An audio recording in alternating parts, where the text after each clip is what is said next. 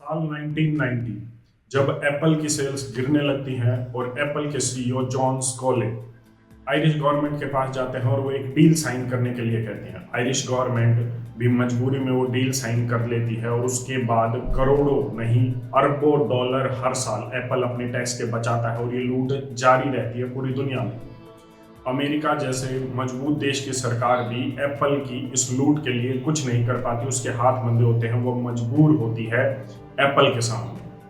अभी कुछ दिन पहले एप्पल कंपनी ने अनाउंस किया था कि वो अपना एक प्लांट भारत में खोलने वाले हैं और भारत सरकार ने भी इसे मेक इन इंडिया की एक उपलब्धि बताया था और ये कहा था मेक इन इंडिया के तहत दुनिया की बड़ी बड़ी कंपनियां भारत में आ रही हैं। लेकिन इसका एक अधूरा सच है जो सरकार आपको नहीं बता रही और सिर्फ इसे एक मुद्दा बनाया जा रहा है कि एप्पल का प्लांट भारत में खुल रहा है। एप्पल की वो लूट जारी रहेगी भारत में भी और भारत की सरकार भी मजबूर रहेगी, घुटने टेके रहेगी एप्पल के सामने, क्योंकि ये सभी लूट कानूनी तरीके से होगी और कानून के दायरे में रहकर होगी। मुझे लगता है कि आपको भी उस सच का पता होना चाहिए जो कंपनियां और कंपनियों के सामने मजबूर सरकारें आपसे छुपाती हैं।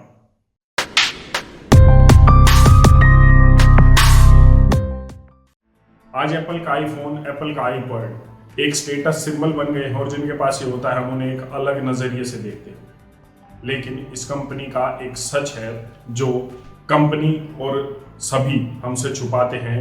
यही नहीं, देश की बड़े बड़े देशों की ताकतवर सरकारें भी इस बड़ी कंपनी की बड़ी लूट को के लिए कुछ नहीं कर पाती और वो मजबूर रहती है।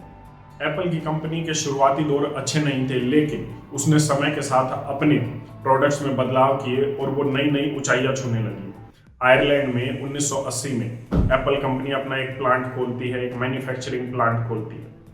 यही नहीं, 1990 आते आते 1990 आते आते एप्पल की सेल्स पूरी दुनिया में गिरने लगती है और उनका प्रॉफिट कम होने लगता है। कंपनी की मैनेजमेंट ये सोचती है कि अगर प्रॉफिट कम हो रहा है तो हम टैक्स को बचाकर कैसे ना कैसे अपनी जेबें भर ले और कम से कम कंपनी का प्रॉफिट तो कम न होने दे।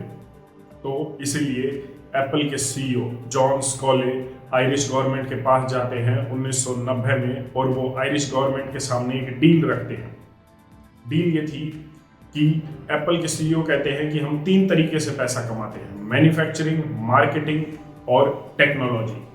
हमारा जो 1980 से जो प्लांट आयरलैंड में है वो सिर्फ मैन्युफैक्चरिंग करता है, तो हम आपको मार्केटिंग के लिए और टेक्नोलॉजी के लिए टैक्स नहीं देंगे। अब आप कहेंगे कि आयरिश गवर्नमेंट इसे क्यों माने, तो मैं बता दूं, आज एप्पल आयरलैंड में 6000 से ज़्यादा लोगों को नौकरी देता है। आज आयरलैंड के बड़े 2 शहर हैं जो सिर्फ एप्पल के हेडक्वार्टर्स की वजह से वहां पर बसे हुए हैं। इसी की मजबूरी को देखते हुए आयरिश गवर्नमेंट भी एप्पल के सीईओ की इस डील को मान लेता है और वो साइन कर लेते हैं। होता यह है कि सिर्फ मैन्युफैक्चरिंग पर टैक्स देते हैं एप्पल के हेडक्वार्टर या एप्पल के सीईओ आयरलैंड में। लेकिन सेल जब पूरी दुनिया से हो रही थी, जैसे कि भारत में, मिडल ईस्ट में, यूरोप में, वो जितनी भी सेल एप्पल कर रहा था, तो उस सेल का सारा प्रॉफिट वो ये कहते हैं कि हम अपने हेडक्वार्टर लेकर जा रहे हैं। अगर देखा जाए, अगर ऑपरेशनल हेडक्वार्टर देखा जाए तो एप्पल का सैन फ्रांसिस्को यूएसए में, अमेरिका में ये हेडक्वार्टर है। तो जो मिडल ईस्ट, भारत और जो यूरोप में एप्पल की सेल होती है तो वो सारा प्रॉफिट का पैसा उनके हेडक्वार्टर सैन फ्रांसिस्को जाना चाहिए।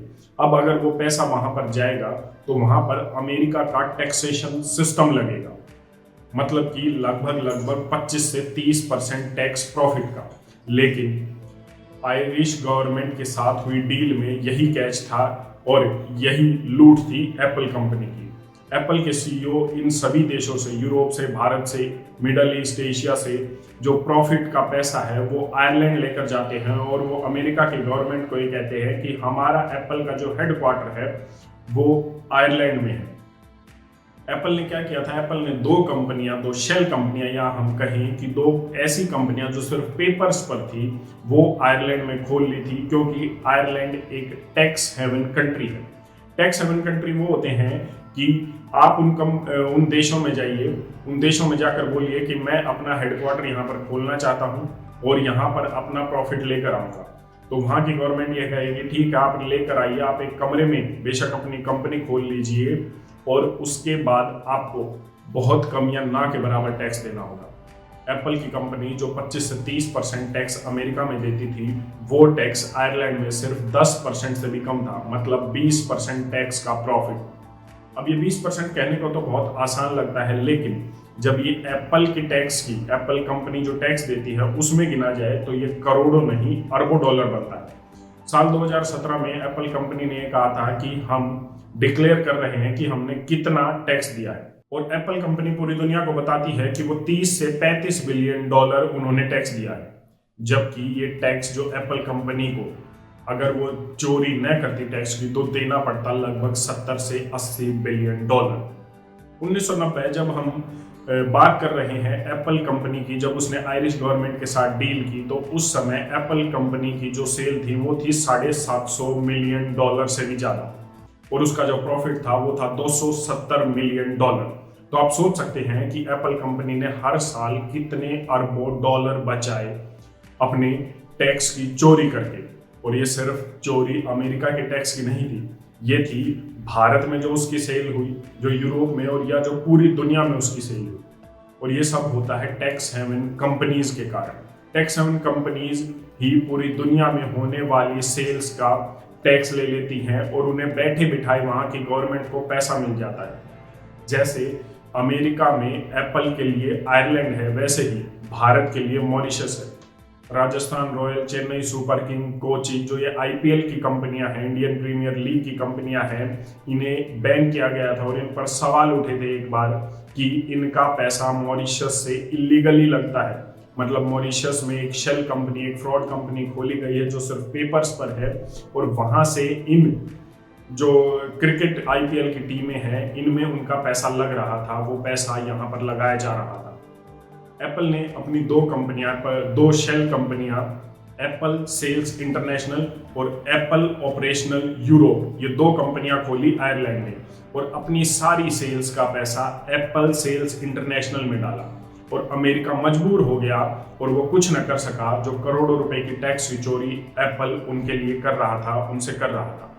ऐसा ही कुछ भारत में होने वाला है। एप्पल ने प्लांट के लिए बोल दिया है कि वो प्लांट भारत में लगाएंगे, लेकिन जो करोड़ों रुपए की सेल भारत में होगी एप्पल कंपनी की, उसका टैक्स कहाँ जाएगा? एप्पल यही करेगा। एप्पल भारत को बोलेगा और डील साइन करेगा कि हमारी जो सेल्स है, हमारा ये कंपनी के लिए रूल है कि जितनी भी सेल्स होगी हम उस सेल्स का सारा पैसा अपने हेडक्वार्टर में लेकर जाएंगे, मतलब आयरलैंड में लेकर जाएंगे, और उसके बाद वो आयरलैंड में 10% टैक्स दे देगा, और भारत का जो 25%, 30%, 18%, 28% जो भी जीएसटी उसका टैक्स लगना है उसे बचा लेगा, और सिर्फ 10% से भी कम टैक्स देगा। अपना करोड़ों नहीं अरबों रुपया वो बचाएगा।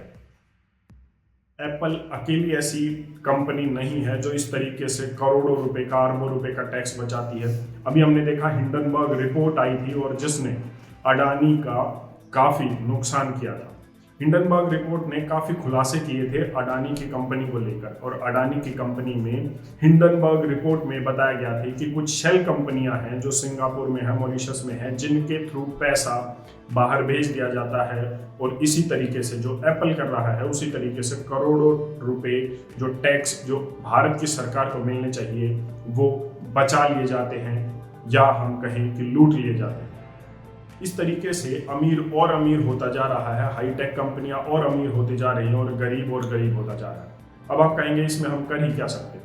जरूरी नहीं है कि जिन चीजों में हम कुछ ना कर सके उनके लिए उनकी जानकारी आपके पास नहीं होनी चाहिए। पहली बात, कम से कम आपको इन चोरियों का, इन डकैतियों का पता होना चाहिए कि किस तरीके से चोरी की जाती है। जो पैसा टैक्स के रूप में आपके देश की सरकार को मिलना था, जिससे आपके देश का कुछ ना कुछ विकास होना था, सड़कें बननी थी, लाइटें लगनी थी, या कुछ भी विकास होना था, वो चोरी कर लिया जाता है इन कंपनियों के द्वारा। दूसरी चीज, और जब हमें पता होगा तो हम सही आवाज उठाएंगे, सही सवाल पूछ कर पाएंगे सरकारों से। जैसे कि सरकार ने मेक इन इंडिया के तहत उपलब्धि गिनवाया कि एक उपलब्धि है कि एप्पल का प्लांट भारत में आ रहा है, तो हम सवाल कर सकते हैं अपने नेताओं से कि अगर एप्पल का प्लांट आ रहा है तो भारत से जो प्रॉफिट होगा क्या वो भारत में ही रहेगा, या फिर एप्पल अपने किसी शेल कंपनी के थ्रू उसे आयरलैंड में भेजकर सारा टैक्स यहाँ का बचा कर वहाँ ले जाएगी, हमारा टैक्स का पैसा वो वहाँ लेकर जाएगी।